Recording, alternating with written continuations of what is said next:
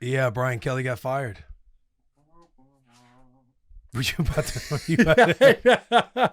I think, yeah, we talked about it with Pate before, and he's like, if this game doesn't go the way they want, I don't think that happens, but I think a conversation takes place with his coordinators, with the staff that's also going on. Then it's essentially on Brian Kelly. Are you going to fire these guys that you need to fire? But after that ass beating that A&M put on Dude, them, it was bad, man. and it was close. I mean, LSU was up for a minute. It was close in the first Yeah. half, and it snowballed to where LSU, the fan base, is chanting "Fire Kelly." And I think you walk out of that stadium, Tiger Stadium, and I think the administration knew right then and there, this can't be our guy anymore if we want to keep this fan base intact. Is there a scarier stadium to have to leave after you're on the hot seat in No. Death Valley? Yeah, Louisiana is essentially always in Spooktober. Like that is it's a He might crazy have state, stayed overnight to leave when everyone's asleep. dude. Yeah, Sherman, you're talking about there's a clip. There's a clip of Brian Kelly that somebody hid in the bushes while he was leaving the stadium or leaving the facility, and he's like talking to people and all that, and he like books it out of there. I have not seen this clip yet. Oh yeah. And I saw that Harold Perkins, their best linebacker, is basically was like, I'm not playing the rest of the season. Now hold on, I saw What? that too, but I thought that was no 3. Not on. I think that was no 3. Did you get no 3? You got no Probably. 3. Hey, Harold Because Perkins, bro, I if you're looked it up listening- last night and I didn't see anything. Because Really? I went to retweet it or quote tweet it and be like, this guy, Maize and Blue, we need this guy. Of course. And then I checked one more time and it said no If 3. Perk's right, he Yeah, puts that I one think he on- got no on 3. on 3 and actually does chill This out, is- 'cause dude is way too good. This is BK leaving the building right now. Also, got no okay, is he 3. parked in a handicap spot? Well, yeah, he told me this morning that I was like, that wouldn't bring up. Taking one last bad, look Perk. at it. He's allegedly halfway parked in his reserve spot and halfway parked in a handicap spot. That But is that's alleged. all allegedly. We're not going to kick a man while he's No down. 3. Does the door open? It does. He's pointing at somebody. I mean, that's a $53 million man walking around right there. That's a 53. I would love to hear what that. Yeah, that buyout's just I was like, crazy. I think it's close to $200 million in buyouts so far. This year. and 3 fires. in totality. So yeah, that's the video. I of saw BK. Josh Pate going off about him. I saw the clip of Josh Pate going off about him on a show, and I think what I'm appreciating is seeing the fan base. Like there's been other figureheads as well talking about it. It's just talking about the optics. Coach Kelly, they're allegedly saying that he was doing, knowing he's going to be on camera a lot and kind of going off on all of his coaches. Like every time that there was an opportunity, like if a bad play happened, he's like, "What the fuck are we doing, Joe?" Like always just, in the microphone, like kind of going at his coaches and thinking it was more of like an optics thing of, Coach Kelly kind of removing himself from the accountability factor. Yeah, that is Yeah. yeah. Trying to make it cinematic. That's not the. Were you move seeing want. these? Were you seeing these? I was clips? not. I was not seeing those clips. I'll take your word for it though. And Like I'll just every especially time take a Josh moment, Pate's word for every it. time a moment would happen, it's like people were doing the, where they're saying what he's saying, like quoting, like lip Yeah. reading and everything else. But every time the camera would come on him, it'd be like he'd pull down the mic. He'd be like, "What the fuck are you doing here, Joe? You can't call that, with no timeouts." Right. Just always like these situations a lot, and they happen, I believe, multiple times, is what people were talking about. And if you go off Pate. If there's going to be a way, like if there's going to be a hard decision to be had, the position that Coach Kelly would be in, he'd be putting like an ultimatum, like you're going to have to fire guys internally on your staff, or Coach Kelly is going to be the guy that falls on the sword. And optically, like if you're trying to blame the staff, this is the way that you would be reacting if the camera is on. Right. Yeah, because if Josh Payton knows the noise and all the noise surrounding, he's obviously very aware.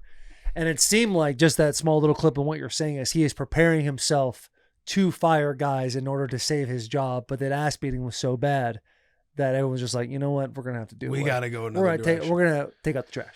LSU's now the hottest job that's open. Yeah, Is that I mean, is that what we're thinking? that's over Florida, LSU, over Penn Florida, State. Penn State. Yeah, I mean, LSU. Clump brought up a really good point where Florida might be better than LSU if you're a coach looking for a longer leash. Because at LSU, So Coach O, he wins a national championship. 2 years later, he's gone. That fan base knows they can be national championship contenders every single year.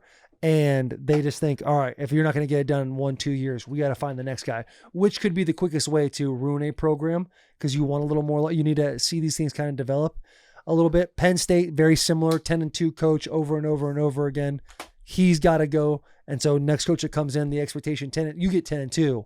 There's going to be a panic setting in there. Florida, you would win yourself 9-10 games for a few years. Everyone's like, all right, slowly cooking, slowly get back on the right track. Did I hit that correctly, Clump? Yeah, I think that's perfect. I think for expectations, for sure, the Coach O thing's the best. He won a natty, and I think it was 20 months later was fired. So, and you're also stepping into a place that did hire Brian Kelly, which scares me. So Yeah. It's like the people making those decisions, I wouldn't want to be part of that. No doubt. offense.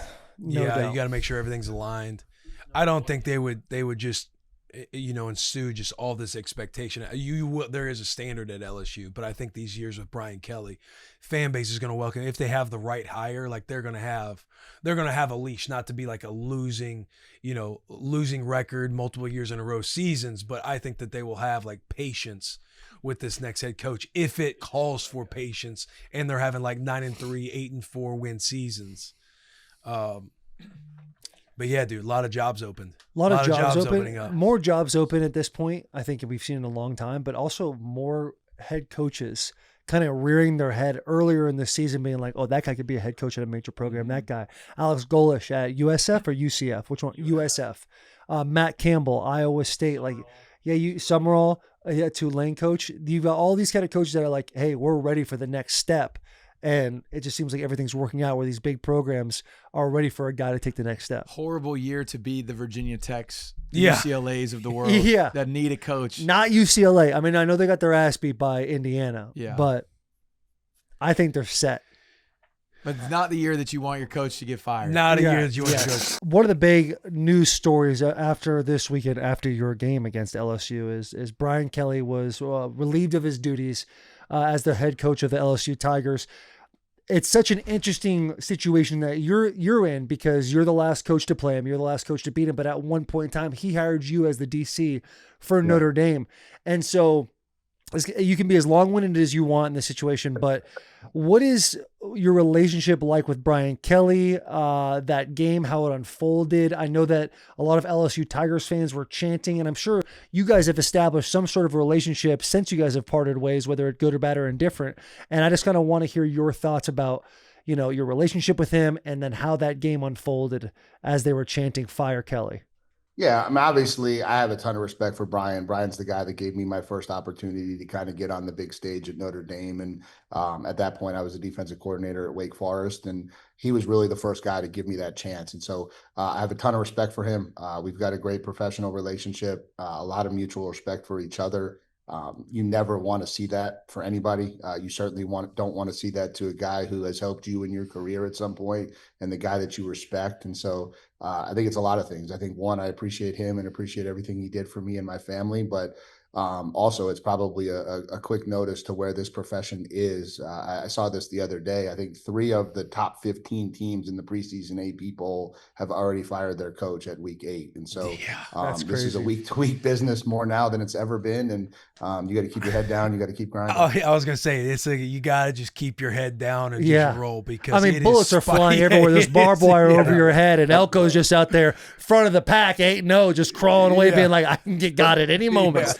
But still trying really hard to not catch any strays as you're going through it. No doubt. Yeah. It's got to be a terrifying position. You got your buddy to your left and your right getting shot down. You're like, I got to keep this thing going here. Yeah, No doubt. the buyouts that everybody posting about the buyouts that are happening. It's like, hey, college football, these teams want to fucking win, and nobody is safe. A guy that hired you at one point, Brian Kelly, he just lost his job. And I know you guys have some type of relationship, whether it be positive or negative. But I want to hear about you hearing that news, what it kind of means for college football now, seeing this many coaching changes or coaching firings happening at the middle point of the season in college football. That's kind of a newer type of vibe, or at least this many. But yeah, what's your relationship like with Brian Kelly? We send a text, we do a FaceTime. Like, how is that whole thing? Well, first of all, I mean, I've got so much respect for him, and he gave me an opportunity when when, I mean, he didn't have to, and I'm eternally grateful for that. I mean, that changed the course of my career and my life, and I had to make the most of it. But he supported me through it and really grew and mentored me. And then the other thing too, that as I was becoming a head coaching candidate, that always I always appreciated about BK was he was never threatened by that. Like he would when I would go on interviews or when I'd have people calling, he would always sit with me and be supportive and talk to me about what I need to be looking for. And I mean, it was just amazing. Again, the level of support and that friendship has been maintained. And hey, we're different people. I mean, I wasn't sure how good of a fit I was going to be working for him at Notre Dame, and I was nervous about that. But I got to be around him at a time in his career where he was really transforming, and I thought what he did there on the back end of his time at Notre Dame was remarkable. And so, I heard for him. I heard for that program. I think we're in a tough spot right now in college football in general. It's still the greatest game played. I mean, it's such an amazing thing to be a part of, and there's so much emotion involved with it. But the stakes are getting higher and higher, and I don't. The financial parts of our game are tricky. I think we're still trying to really get a feel and get a hold of that. Obviously, with these coaches getting let go early or mid contract, I mean, there's a lot to be discussed about that. The place I land more than anywhere else, and this is for everyone who's experiencing this, is just I've got compassion for the people involved, the families involved, all that's been invested in a place, whether it's Penn State or Florida or LSU, just how painful that is. And I hurt for the players, I hurt for the coaches, I hurt for the staffs, I hurt for the families. And I don't like it, but obviously, we also sign up for these pressure cookers, and you have to accept the good with the bad that way, and understand it's all a part of it. But you know, at the end of the day, for me, my heart goes out to Coach Kelly and his family, and to the LSU program, and to those players, and I'm sure he's going to land on his feet. He's a really good coach, and good things take time. And this is a time in college football where you have to have total alignment from top down.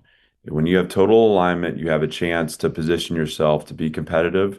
In our conference, it's going to every year look more and more like the NFL. The margins are razor thin. You have to play with an identity. You have to play with a strategy. You have to execute that every week. And just like in our game against Missouri, I mean, it literally came down to the last inch of grass on the field. It's just these are challenging jobs, and you have to be on point, and when you're not, there are consequences to pay for that.